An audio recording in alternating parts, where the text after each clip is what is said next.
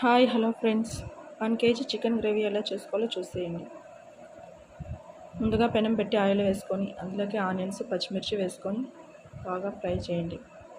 అందులోకి అల్లం వెల్లుల్లి పేస్ట్ వేసి బాగా ఫ్రై చేయండి దాన్ని. ఇప్పుడు చికెన్ కడిగి అందులోకి వేసి బాగా కలుపుకోండి. చికెన్ కాస్త అట్లా మగ్గాక ఉప్పు, పసుపు వేసుకొని కలుపుకోండి. ఇప్పుడు అందులోకి కారం, 1 స్పూన్ కారం, 1 స్పూన్ ధనియాల పొడి 1 స్పూన్ వేసి బాగా కలుపుకోండి. ఇప్పుడు చికెన్ మసాలా పౌడర్ అది వేసుకోండి. అంతే ఫ్రెండ్స్, చికెన్ బాగా ఫ్రై అయిపోయింది. వేడి వేడి చికెన్ రెడీ.